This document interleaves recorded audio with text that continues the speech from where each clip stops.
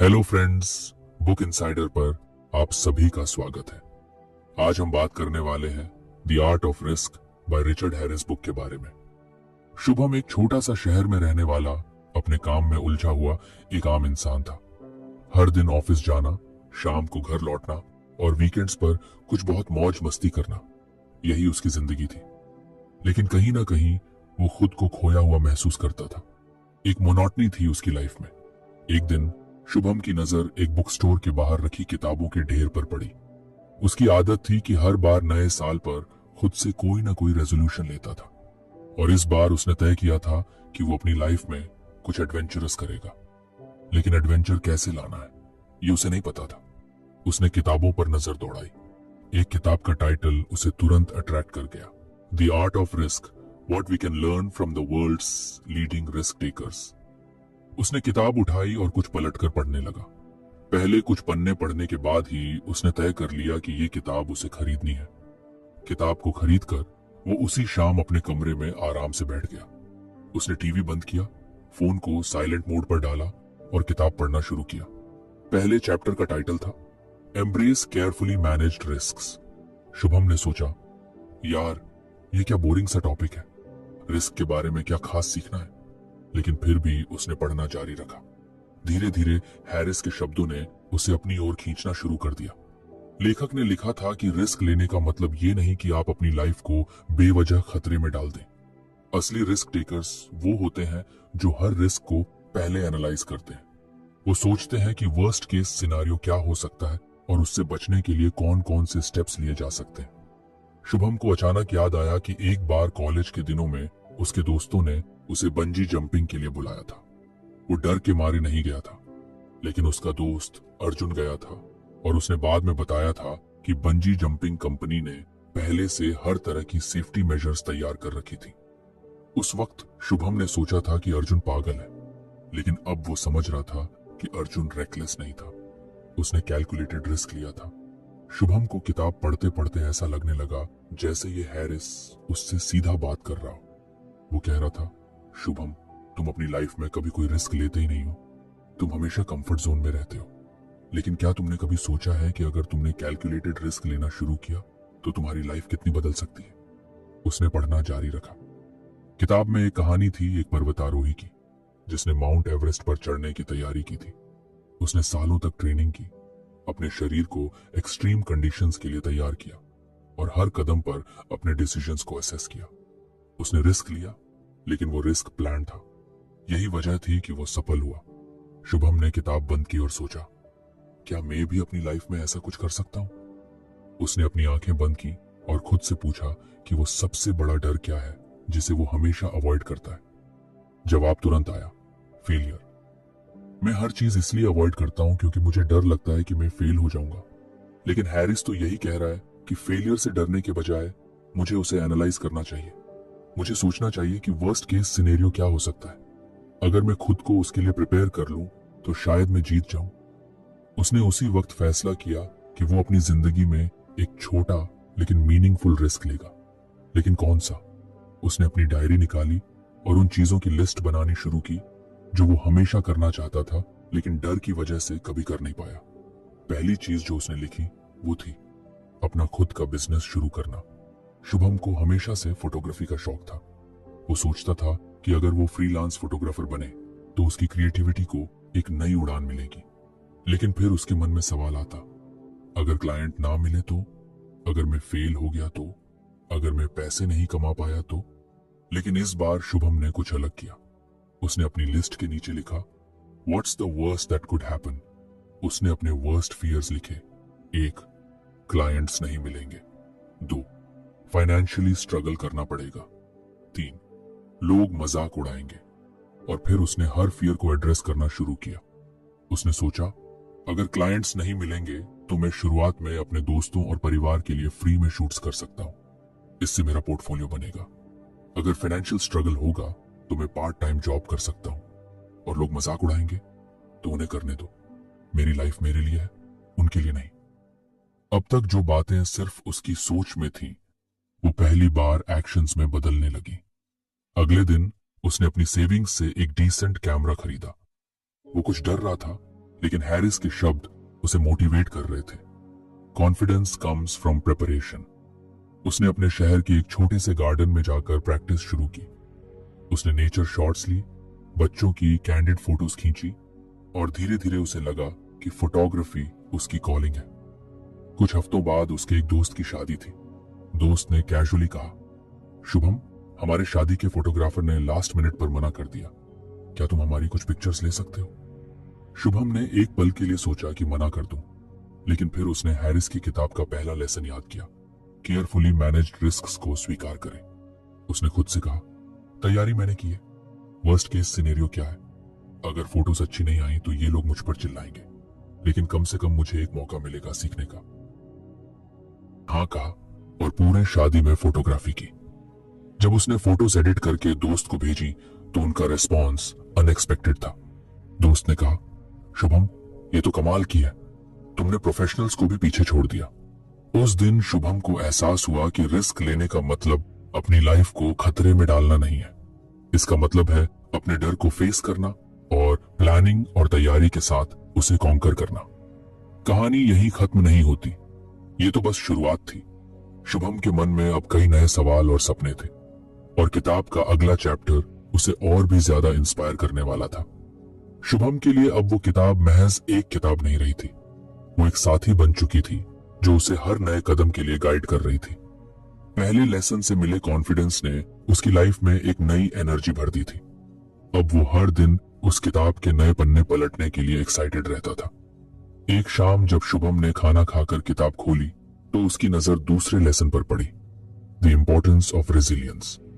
उसने चैप्टर का पहला पैराग्राफ पढ़ना शुरू किया, जिसमें हैरिस ने लिखा था कि हर इंसान को अपनी लाइफ में चुनौतियों का सामना करने चाहिए। ऐसा करने से इंसान की मेंटल और इमोशनल स्ट्रेंथ बढ़ती है।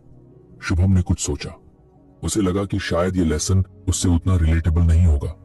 आखिरकार रेजिलियंस की उसे क्या जरूरत थी? लेकिन फिर उसने चैप्टर को गहराई से पढ़ना शुरू किया। हैरिस ने लिखा था कि रेजिलियंस सिर्फ मुश्किल समय में नहीं बल्कि रोजमर्रा की लाइफ में भी काम आता है। जब हम बार बार असफल होते हैं और फिर भी खड़े होते हैं तब असली ताकत पैदा होती है। शुभम ने खुद से पूछा, क्या मेरी लाइफ में ऐसा कोई चैलेंज है जो मैंने फेस करने की कोशिश की हो और फेल हुआ हो? उसे तुरंत एक पुरानी घटना याद आई। कॉलेज के दिनों में उसने एक डिबेट कंपटीशन में हिस्सा लिया था। उसे अपनी बात पर पूरा भरोसा था, लेकिन जब वो स्टेज पर पहुंचा तो उसके पैर कांपने लगे, उसकी आवाज लड़खड़ाने लगी और वो अपनी पूरी स्पीच भूल गया। तब से उसने कभी भी पब्लिक स्पीकिंग की कोशिश नहीं की। उसे लगा कि वो इसके लिए बना ही नहीं है। लेकिन अब इस किताब ने उसकी सोच को कुछ बदल दिया था। उसने पढ़ा कि असफलताओं से भागने के बजाय हमें उनसे सीखने की कोशिश करनी चाहिए। यह हमारे आत्मविश्वास को बढ़ाती है। हैरिस ने एक पर्वतारोही की कहानी शेयर की थी जिसने कई बार ऊंचाइयों पर चढ़ने की कोशिश की, लेकिन बार बार असफल हुआ। हर बार गिरने के बाद वो और मजबूत बनकर खड़ा हुआ और आखिरकार उसने चोटी पर पहुंचने का सपना पूरा किया। शुभम को लगा कि अगर वो ऐसा कर सकता है तो मैं क्यों नहीं। उसने अपनी डायरी में लिखा, 1. पब्लिक स्पीकिंग में अच्छा बनना है। 2. हर हफ्ते एक नया चैलेंज लेना है। अगले दिन ऑफिस में एक मीटिंग थी। शुभम हमेशा कोशिश करता था कि बॉस की नजर उस पर न पड़े ताकि उसे कुछ बोलना न पड़े, लेकिन इस बार उसने खुद को चुनौती दी। जब बॉस ने पूछा कि कौन अपनी टीम का अपडेट देगा तो शुभम ने धीरे से हाथ उठा दिया। सभी उसे देखकर चौंक गए। शुभम खुद भी कुछ नर्वस था, उसके हाथ पसीने से भीग रहे थे, लेकिन उसने मन ही मन सोचा, हैरिस ने कहा था कि डर को फेस करो, अगर आज फेल हुआ तो अगली बार बेहतर करूंगा। उसने अपनी बात रखना शुरू किया। शुरुआत में उसकी आवाज धीमी थी, लेकिन धीरे धीरे वो कॉन्फिडेंट हो गया।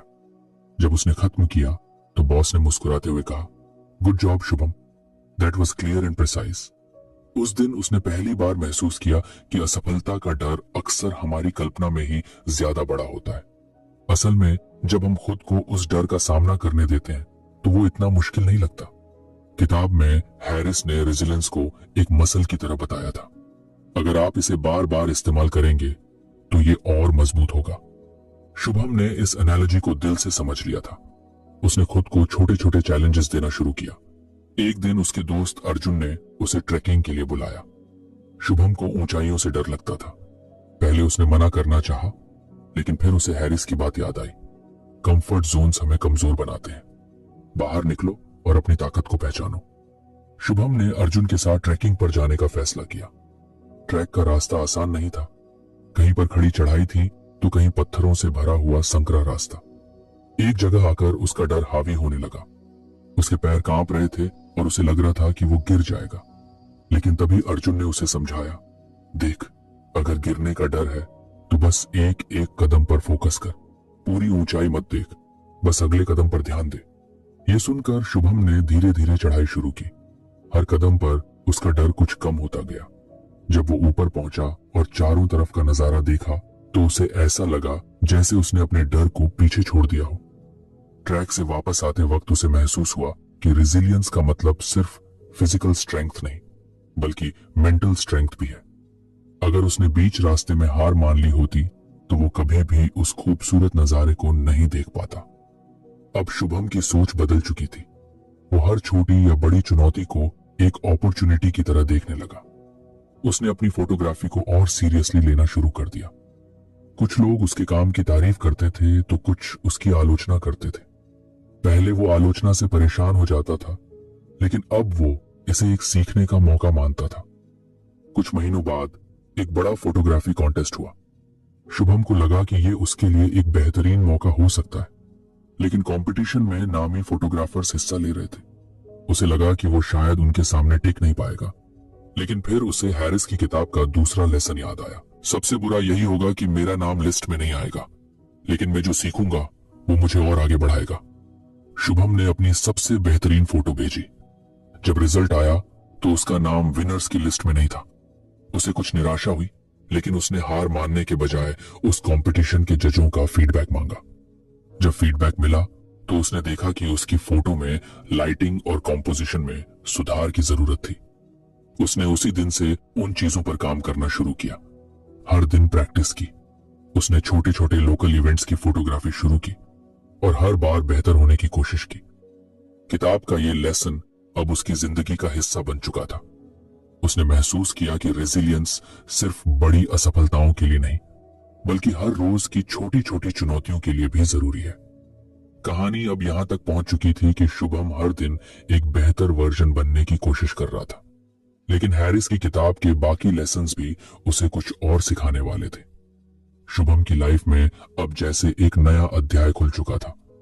हर दिन वो खुद को कुछ और एक्सप्लोर करता। हर बार जब उसे किसी मुश्किल का सामना करना होता तो वो किताब का कोई ना कोई लेसन याद करता और उससे सीखने की कोशिश करता। अब वो किताब उसके लिए सिर्फ एक गाइड नहीं थी, बल्कि एक दोस्त बन चुकी थी। एक शाम जब ऑफिस से लौटते वक्त बारिश हो रही थी, शुभम ने सोचा कि आज वो किताब का तीसरा लेसन पढ़ेगा। घर पहुंचकर उसने गर्म चाय बनाई और अपने पसंदीदा कोने में बैठ गया। उसने किताब के तीसरे लेसन को पढ़ना शुरू किया, understanding the line between recklessness and courage.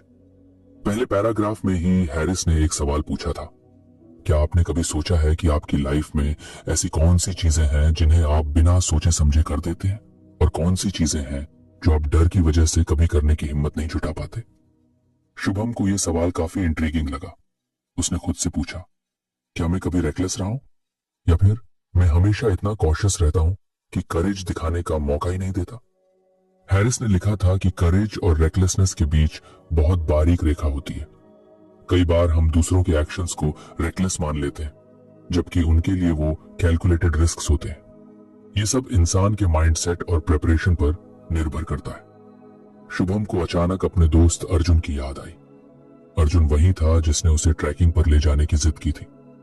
Arjun अक्सर हाई रिस्क एडवेंचर्स करता रहता था, paragliding, sky diving, scuba diving. Shubham को हमेशा लगता था कि अर्जुन बेवजह अपनी जान खतरे में डालता है, लेकिन अब उसे एहसास हुआ कि शायद अर्जुन रेकलेस नहीं था, बल्कि वो करेजसली अपनी बाउंड्रीज एक्सप्लोर कर रहा था। इस थॉट ने शुभम को अपने एक्शंस को रीथिंक करने पर मजबूर कर दिया। उसने सोचा, मैं अपने डर को कवर अप करने के लिए दूसरों के करेज को रेकलेसनेस मानता हूं, लेकिन सच ये है कि मैं खुद कभी अपनी लिमिट्स को पुश करने की कोशिश ही नहीं करता। अगले कुछ दिन शुभम ने इंट्रोस्पेक्शन में बिताए। उसने अपनी डायरी में 2 कॉलम बनाए। पहले कॉलम का नाम था things I avoid because of fear, और दूसरे का things I do without thinking. पहले कॉलम में उसने लिखा 1 ऊंचाई, 2 पब्लिक स्पीकिंग, 3 अपना बिजनेस शुरू करना। दूसरे कॉलम में उसने लिखा 1 हर बार इंपल्सिव डिसीजंस लेना, 2 कभी कभी बिना सोचे पैसे खर्च करना, 3 कुछ चीजें सिर्फ इसलिए करना क्योंकि दूसरे लोग कर रहे हैं। शुभम ने देखा कि उसकी जिंदगी का बड़ा हिस्सा या तो डर से चल रहा था या फिर बिना सोचे समझे लिए गए डिसीजन से। वो नाइदर कैलकुलेटेड रिस्क्स ले रहा था, न ही करेजसली अपनी लाइफ को एक्सप्लोर कर रहा था। किताब में हैरिस ने एक कहानी शेयर की थी एक स्टंट पायलट की। वो पायलट हर दिन अपनी जान को खतरे में डालता था, लेकिन हर स्टंट से पहले वो मेटिकुलस प्लानिंग करता था। वो हर एंगल, विंड स्पीड और इमरजेंसी लैंडिंग ऑप्शंस को एनालाइज करता था। लोगों को उसके स्टंट्स रेकलेस लगते थे, लेकिन असल में वो हर चीज को पहले से कैलकुलेट कर चुका होता था। शुभम को इस कहानी से काफी कुछ समझ में आया। उसने सोचा कि उसे भी अपनी लाइफ में करेज और रेकलेसनेस के बीच का फर्क समझना होगा। उसे अपनी बाउंड्रीज को एक्सप्लोर करना होगा, लेकिन पूरी प्लानिंग के साथ। इस थॉट को एक्शन में बदलने का पहला मौका उसे उसी हफ्ते मिला। ऑफिस में उसकी टीम को एक नई प्रोजेक्ट में काम करने के लिए कहा गया। प्रोजेक्ट का लीड बनने का मौका था, लेकिन इसके लिए काफी रिस्क भी था। अगर प्रोजेक्ट फेल हो जाता तो पूरी टीम को नुकसान होता। शुभम ने पहले सोचा कि यह काम किसी और को करने देना चाहिए, लेकिन फिर उसने खुद से कहा, क्या यह डर मुझे पीछे खींच रहा है? क्या मैं इसे रेकलेस डिसीजन मान रहा हूं, जबकि यह एक कैलकुलेटेड रिस्क हो सकता है? उसने इस बार प्रोजेक्ट लीड बनने का फैसला किया। उसने अपनी टीम के साथ मिलकर पूरी प्लानिंग की, हर छोटे बड़े खतरे को असेस किया, और जब प्रोजेक्ट शुरू हुआ तो उसकी मेहनत साफ झलक रही थी। शुरुआत में कई चैलेंजेस आए, कुछ लोग उसके डिसीजन से सहमत नहीं थे, लेकिन शुभम ने हर फीडबैक को काल्मली लिया और चीजों को एडजस्ट किया। आखिरकार वो प्रोजेक्ट समय पर पूरा हुआ और कंपनी को अच्छा प्रॉफिट भी हुआ। उस दिन शुभम ने सीखा कि करेज का मतलब सिर्फ बड़ा रिस्क लेना नहीं होता। इसका मतलब होता है अपने डर को समझना, अपनी ताकत को पहचानना और एक इन्फॉर्म्ड डिसीजन लेना। लेकिन कहानी यहीं खत्म नहीं हुई। एक दिन अर्जुन ने उसे फिर से बुलाया। इस बार प्लान था स्काई डाइविंग का। शुभम का दिल तेजी से धड़कने लगा। हाइट्स का डर उसके अंदर अभी भी था,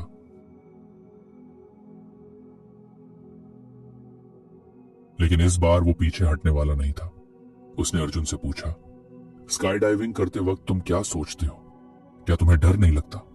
अर्जुन ने मुस्कुराते हुए कहा, डर लगता है, लेकिन मैं हर बार प्लेन में चढ़ने से पहले अपनी तैयारी चेक करता हूं। मैं जानता हूं कि अगर मैंने सारे सेफ्टी मेजर्स फॉलो किए हैं तो कुछ गलत नहीं होगा। शुभम ने सोचा, क्या मैं ये कर सकता हूं? क्या मैं अपने डर का सामना कर सकता हूं? उसने तय किया कि वो स्काई डाइविंग करेगा, लेकिन पूरी तैयारी और जानकारी के साथ। उसने पहले उस कंपनी की डिटेल्स ली, उनके सेफ्टी रिकॉर्ड्स चेक किए, इंस्ट्रक्टर्स से बात की, और जब उसे यकीन हो गया कि ये एक कैलकुलेटेड रिस्क है, तभी उसने हाँ कहा। जब प्लेन से जंप करने का वक्त आया तो उसका दिल जोर से धड़क रहा था, लेकिन जैसे ही उसने खुद को हवा में महसूस किया, वो डर गायब हो गया। वो सिर्फ उस पल को जी रहा था। नीचे उतरने के बाद उसे एहसास हुआ कि उसने अपने कंफर्ट जोन को पूरी तरह पीछे छोड़ दिया है। उस दिन उसे हैरिस के तीसरे लेसन का असली मतलब समझ में आया। करेज और रेकलेसनेस के बीच का फर्क सिर्फ माइंडसेट में होता है। अगर हम अपनी लिमिट्स को समझकर, अपने डर को फेस करके और पूरी प्लानिंग के साथ कदम उठाते हैं, तो हर चुनौती एक एडवेंचर बन जाती है। अब शुभम की नजर किताब के चौथे लेसन पर थी। उसने महसूस किया कि हर चैप्टर उसे उसकी लाइफ के एक नए पहलू से परिचित करा रहा है, और वो इसके लिए पूरी तरह तैयार था।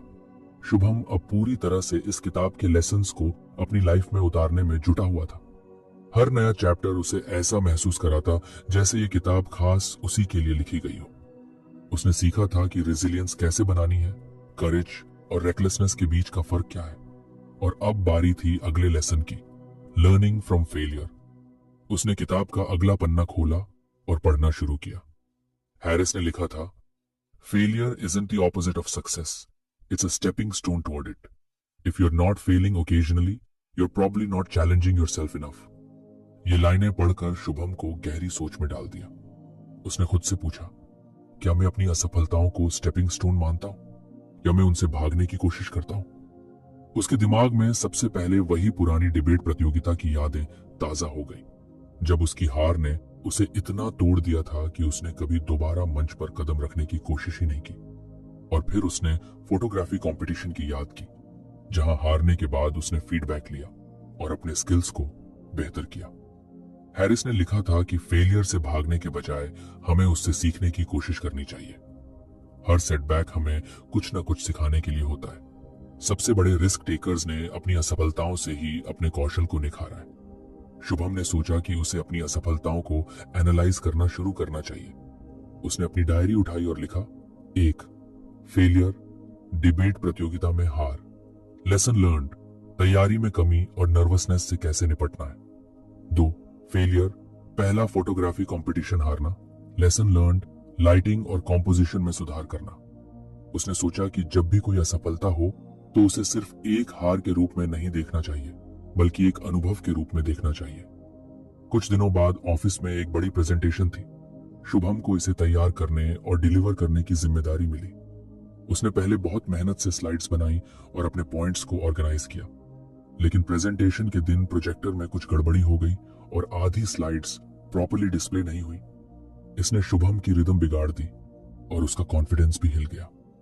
प्रेजेंटेशन के बाद बॉस ने उसकी कोशिशों की तारीफ तो की, लेकिन कुछ की पॉइंट्स मिस होने की वजह से प्रोजेक्ट को इमीडिएट अप्रूवल नहीं मिला। शुभम को बहुत बुरा लगा। उसे लगा कि उसने अपनी टीम को निराश कर दिया, लेकिन फिर उसने किताब के लेसन को याद किया। Analyse your failure, there is always something to learn. उसने खुद से सवाल किया, गलती कहां हुई? उसने रियलाइज किया कि उसने टेक्निकल एस्पेक्ट्स पर ध्यान नहीं दिया था। अगर उसने पहले प्रोजेक्टर की टेस्टिंग की होती तो यह समस्या नहीं आती। उसने तुरंत एक नोट बनाया, अगली बार कोई भी प्रेजेंटेशन हो तो पहले टेक सेटअप को चेक करना, हमेशा बैकअप प्लान रखना। इस छोटे से फेलियर ने उसे एक बड़ा सबक सिखा दिया था। उसने तय किया कि वो अब अपनी गलतियों को इग्नोर नहीं करेगा, बल्कि उन्हें इंप्रूव करने का मौका मानेगा। किताब में हैरिस ने एक माउंटेन क्लाइंबर की कहानी लिखी थी। उस क्लाइंबर ने एक बार बिना सही प्लानिंग के एक ऊंची चोटी पर चढ़ने की कोशिश की और नीचे गिर गया। उस हादसे के बाद उसने कभी हार नहीं मानी। उसने अपनी प्लानिंग और गियर पर ध्यान दिया और अपनी स्ट्रैटेजी बदली। कुछ महीनों बाद उसने उसी चोटी पर चढ़ाई की और सफल हुआ। हैरिस ने लिखा था, failure doesn't define you, how you respond to it does. Shubham को यह बात अंदर तक छू गई। उसने सोचा, अगर उस क्लाइंबर ने हार मान ली होती तो क्या वो कभी उस चोटी पर चढ़ पाता? शुभम ने अपनी फोटोग्राफी को भी इसी नजरिए से देखना शुरू किया। उसने लोकल एग्जीबिशंस में अपनी तस्वीरें लगानी शुरू की। एक एग्जीबिशन में एक व्यक्ति ने उसकी तस्वीर की आलोचना की और कहा, यह कॉम्पोजिशन कुछ वीक है, बैकग्राउंड ज्यादा डिस्ट्रैक्ट कर रहा है। पहले शुभम को कुछ बुरा लगा, लेकिन फिर उसने उस क्रिटिसिज्म को पॉजिटिवली लिया। उसने अगले हफ्ते सिर्फ कॉम्पोजिशन पर काम किया। उसने कई बार फेल किया, लेकिन हर बार उससे कुछ नया सीखा। धीरे धीरे उसकी तस्वीरें और बेहतर होने लगी।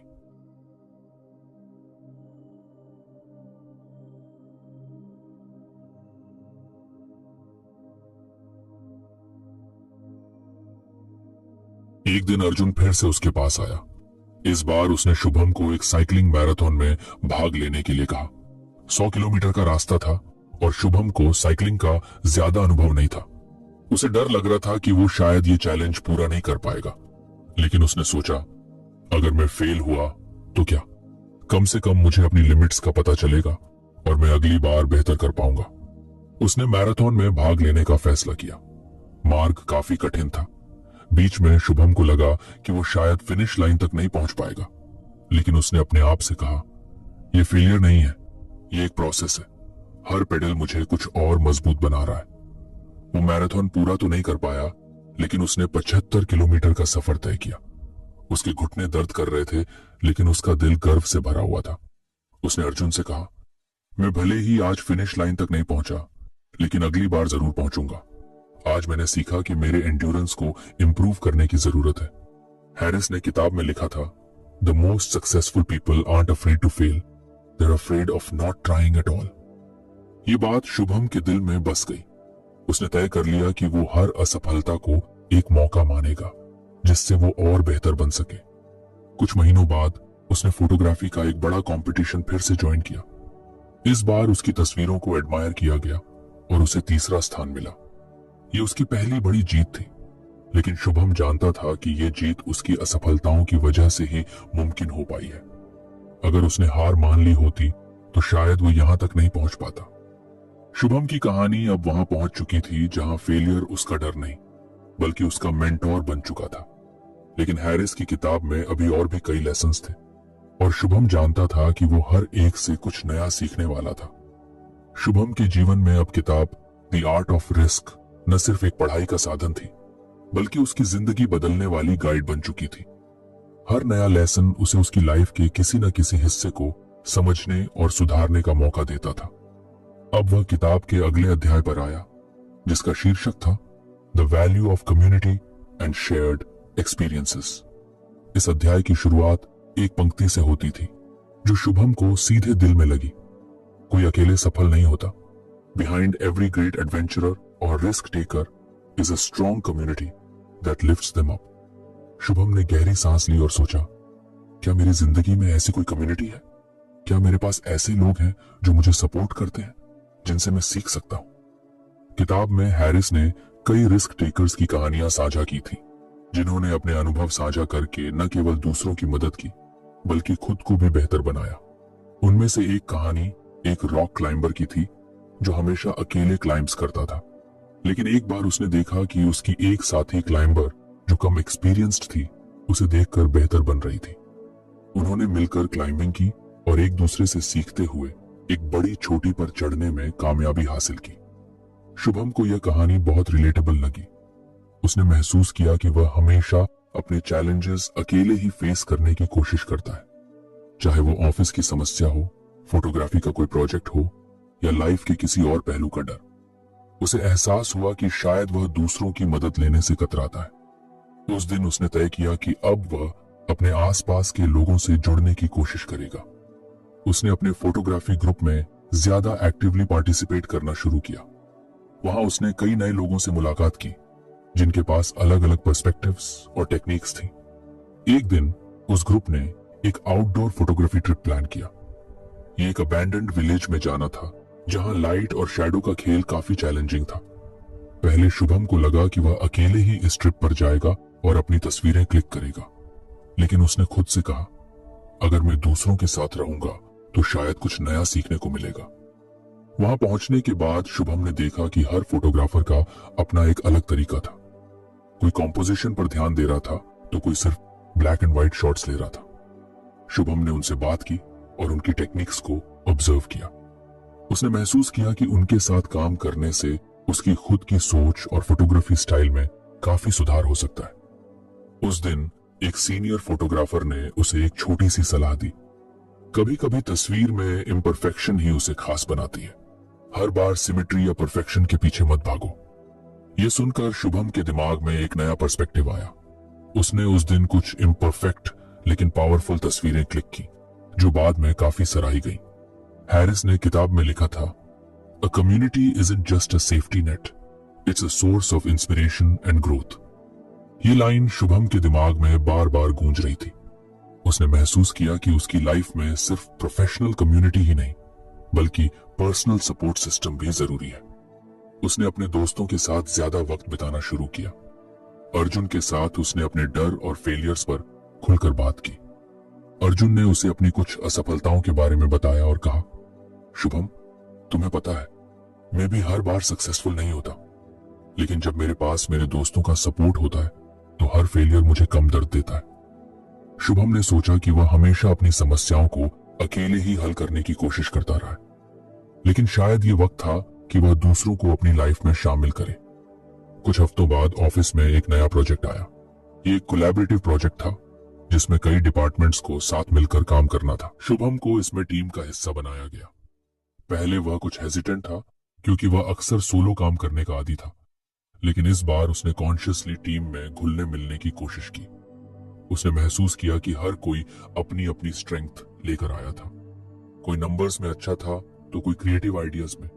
शुभम ने देखा कि टीम के साथ काम करने से न सिर्फ उसका काम आसान हुआ बल्कि उसे अपने वीकनेसेस पर भी काम करने का मौका मिला।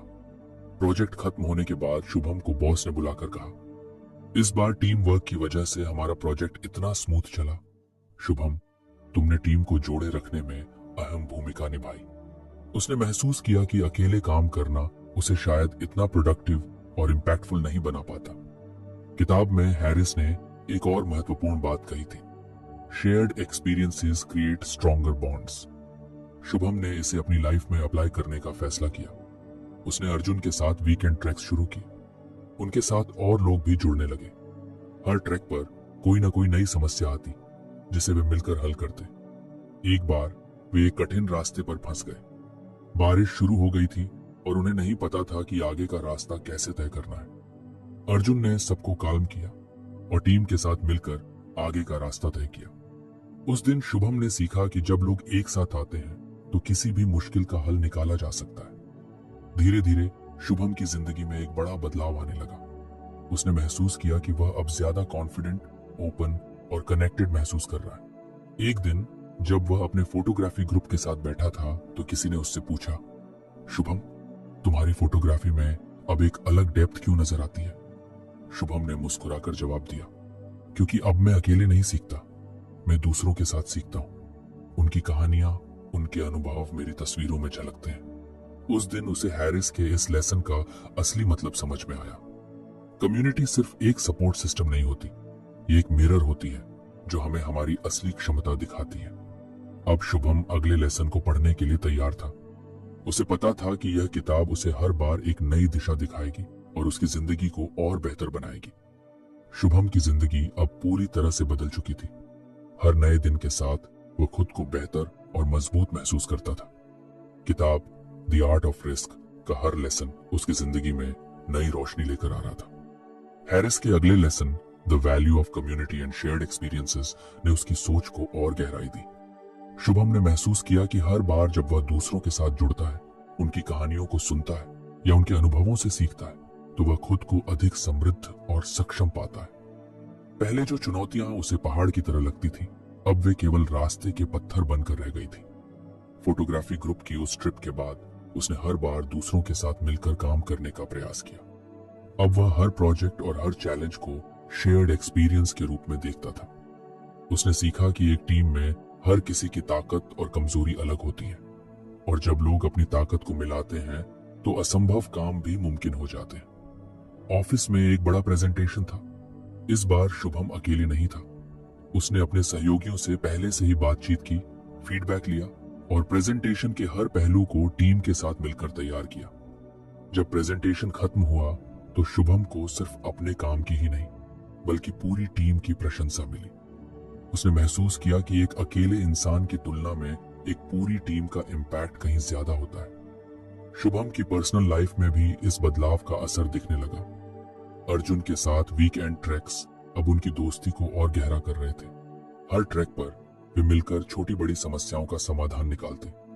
एक बार जब उनके साथ एक नया सदस्य जुड़ा जिसने पहली बार ट्रैकिंग की थी, तो अर्जुन और शुभम ने उसे रास्ता दिखाने और हिम्मत देने में मदद की। उस दिन शुभम को महसूस हुआ कि सिर्फ सीखना ही नहीं, दूसरों को सिखाना और सपोर्ट करना भी उतना ही महत्वपूर्ण है। हैरिस ने लिखा था, shared experiences create not just memories but lessons that last a life time. Shubham अब इन शब्दों को पूरी तरह समझ चुका था। एक दिन जब शुभम अपने पुराने दिनों के बारे में सोच रहा था तो उसे याद आया कि वह पहले खुद को कितना अकेला महसूस करता था। हर समस्या को अकेले सुलझाने की कोशिश करता था, हर डर को अपने तक सीमित रखता था। लेकिन अब उसकी जिंदगी में एक कम्युनिटी थी, चाहे वह ऑफिस के साथी हो, फोटोग्राफी ग्रुप के सदस्य हो या अर्जुन जैसा सच्चा दोस्त। उसने सोचा, अगर मैंने कभी इन लोगों को अपनी लाइफ में आने का मौका नहीं दिया होता तो शायद मैं अभी भी वहीं खड़ा होता, कंफ्यूज्ड, स्केयर्ड और आइसोलेटेड। शुभम ने हैरिस की किताब के इस लेसन को अपने जीवन का एक अहम हिस्सा बना लिया। उसने तय किया कि अब वह सिर्फ खुद के लिए नहीं बल्कि अपने आसपास के लोगों के साथ मिलकर आगे बढ़ेगा। उसने सीखा कि कम्युनिटी का मतलब सिर्फ सपोर्ट लेना नहीं है बल्कि दूसरों को सपोर्ट देना भी है। अब शुभम उस शख्स से बहुत अलग था जिसने द आर्ट ऑफ रिस्क के पहले पन्ने को खोला था, लेकिन उसे पता था कि यह सफर अभी खत्म नहीं हुआ है। हैरिस की किताब में अभी और भी लेसन्स थे और शुभम तैयार था उन सभी को अपनी जिंदगी में अपनाने के लिए। कहानी यहीं खत्म नहीं होती, क्योंकि शुभम की जिंदगी के हर नए कदम पर हर नए अनुभव में और हर नए रिश्ते में यह सीखें उसे और बेहतर बनाती रहेंगी। तो फ्रेंड्स, ये थी हमारी आज की बुक समरी। आपको कैसी लगी कमेंट करके जरूर बताएं।